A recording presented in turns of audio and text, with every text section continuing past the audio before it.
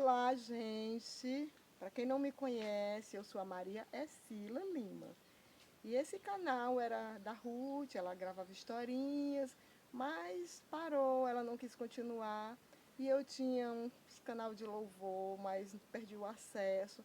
Então vou continuar com esse. Mas porém assim, dessa vez eu vou gravar mensagens bíblicas. E próximo vídeo vou colocar louvor. E desde já eu gostaria de pedir para que vocês se inscrevam no canal, para que esse canal venha crescer, porque não tem inscritos nesse canal. É como se estivesse começando, né? Na verdade é começando, ela tinha começado há mais de um ano atrás, mas parou e estava parado. Mas aí, agora eu quero pedir, por favor, que se inscrevam, né? E que essas mensagens possam tocar o seu coração, o coração daqueles que ouvir. Então, aqui a gente vai fazer uma leitura bíblica. E essa leitura bíblica é no livro de Lucas, uma parábola de Jesus. No livro de Lucas, capítulo 18, do verso 1, vou ler aqui até o verso 7. Jesus lhes contou uma parábola para mostrar que deviam orar sempre e nunca desanimar. Em certa cidade havia um juiz que não temia a Deus nem respeitava ninguém. Havia também naquela mesma cidade uma viúva que sempre o procurava, dizendo: julgue a minha causa contra o meu adversário. Por algum tempo ele não quis atender, mas depois pensou assim: é bem verdade que eu não temo a Deus, nem respeito ninguém. Porém, como esta viúva fica me incomodando, vou julgar a sua causa, para não acontecer que, por fim, venha a molestar-me. Então o Senhor disse: ouçam bem o que diz este juiz iníquo. Será que Deus não fará justiça aos seus escolhidos, que a Ele clamam dia e noite, embora pareça demorado em defendê-los? O verso 8, até o verso 8. Digo a vocês que depressa lhes fará justiça. Então, gente, olha, esta parábola, Jesus nos adverte que devemos orar com perseverança, que não devemos desistir de orar e entregar as nossas causas a Deus e pedir que Ele resolva, porque tem coisas que nós batalhamos e conseguimos, mas está escrito: aquilo que é impossível ao homem é possível a Deus.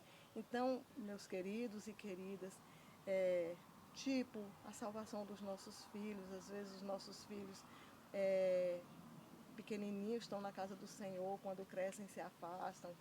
E nós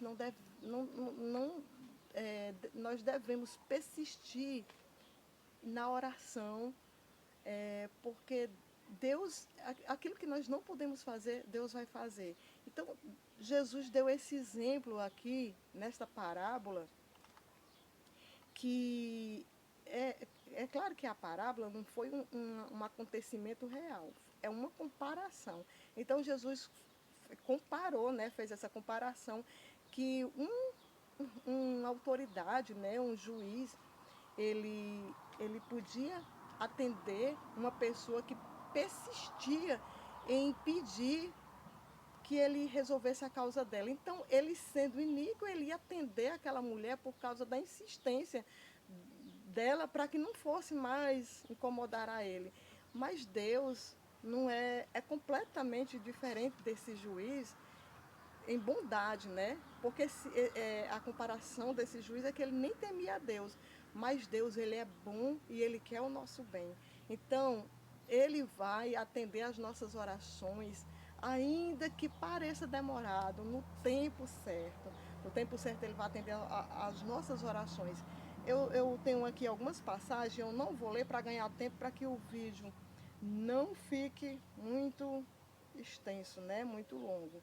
Olha, em 1 Samuel, capítulo 1, tem a história de Ana, a oração de Ana. Então, um exemplo. Ana, em 1 Samuel, né, lá no passado, desejava muito ser mãe, e ela era estéril e não tinha jeito. A medicina naquele tempo não tinha. A medicina naquele tempo não era tão avançada quanto agora, né? E o apelo de Ana foi clamar a Deus, né? E clamou a Deus, e Deus atendeu a oração de Ana, né? E clamou e chorou, falou para o sacerdote que ela era uma mulher angustiada, atribulada, porque desejava. Então, até que um dia Samuel conversou com ela, ela contou: não, meu senhor, que Samuel pensava que ela estava até embriagada. Disse: não, senhor, eu não sou, eu sou uma mulher atribulada, angustiada de espírito, e contou a situação, e o sacerdote: Deus, que Deus possa atender a sua causa. Então, e Deus atendeu, e Ana foi mãe do profeta Samuel, né? E Ana recebeu aquela bênção, ela votou, né? Fez um voto a Deus, e Ana já pediu a Deus, mas ao mesmo tempo ofertando a Deus, né? Ela disse que pediu e disse que colocava o filho dela na casa do Senhor para servir a Deus, e o profeta Samuel foi uma bênção, um servo de Deus. E tem aí outra passagem anotada que eu anotei, é o seguinte: Jesus nos adverte para não sermos como os hipócritas, né? Em Mateus 6, Jesus nos adverte que nós devemos orar em secreto no nosso quarto. Então, tem causas que nós devemos orar em grupo, sim. Tem exemplos na Bíblia que a igreja orava em grupo e continua, é uma benção orar em grupo. Mas tem coisa que é muito pessoal e você tem que orar no secreto, no seu quarto. Então, ora a Deus, ao teu Pai em secreto, que publicamente Ele vai te responder. Então, essas passagens que eu estou citando, você pode anotar, né? Se você quiser, você pode anotar essas passagens. Jesus também nos encoraja a oração em Mateus 7, bem pertinho, né? No próximo capítulo de Mateus, citei Mateus 6, em Mateus 7, Jesus nos disse que nós devemos pedir. Ele disse: pedi e dá-se-vos-á, batei e abre-se-vos-á. Então, é uma concordância com essa parábola que Jesus falou em Lucas 18, né? Que devemos pedir e dá-se-vos-á, buscar e achareis, bater e abre-se-vos-á, né? E também lá em Atos 12, eu anotei aqui: a oração tem poder.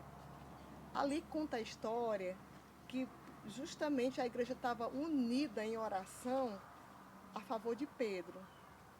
Pedro estava preso e a igreja estava orando. E o anjo do Senhor, e Deus atendeu a oração da igreja e mandou um anjo para a cadeia para libertar Pedro. Que maravilha, né? Então, o anjo foi lá, tocou em Pedro e despertou Pedro e disse para Pedro: segue-me. E foi ali abrindo as portas, né? O anjo na frente e Pedro atrás. E onde o anjo passava, Pedro seguia com as cadeias, passou várias portas e acompanhando o anjo. Quando o anjo deixou Pedro, foi que Pedro foi se tocar, né? Foi perceber que aquilo ali não era uma visão, mas que era real, que realmente estava acontecendo, né? E ele partiu justamente para casa onde a igreja estava unida em oração, em vigília, orando por ele. Também tem outra passagem aqui, em Tiago 4, verso 3, diz que nós precisamos pedir aquilo que é bom. Assim, porque aquilo que nós realmente necessitamos, aquilo que é bom, porque está escrito lá: vocês pedem e não recebem, porque vocês pedem mal. Então, Deus sabe, né? Às vezes o coração do homem como é vaidoso, né? Mas aquilo que realmente é a nossa necessidade, como a salvação de um esposo, a salvação da esposa, a salvação dos filhos, e clamar por eles, por essas coisas assim, e também por aquilo que necessitamos, né? As bênçãos que nós necessitamos, devemos, mas o exagero, luxúrias, não adianta muita gente pedir luxúrias a Deus. Quando a gente pede para que a gente possa abençoar também para o nosso mantimento e para que a gente seja uma bênção também para o próximo, né? Mas é esse tipo de oração que vai agradar a Deus. Mas se a gente pedir para um carro novo, só para esbanjar, para luxúrias e tudo, não sei, acredito que esse tipo de oração é assim, muito com uma coisa assim, muito do ego, né, para satisfazer nosso ego. Acredito que esse tipo de oração não agrade muito a Deus. E também é isto, né? É, que Deus te abençoe e que venha se despertar mais para orar, né? E agradeço a você que ficou até o final do vídeo. Por favor, deixe seu like, se inscreva no canal, compartilhe esse vídeo, né? Para que esse canal venha crescer. Até mais, viu? Que Deus te abençoe. Até o próximo vídeo.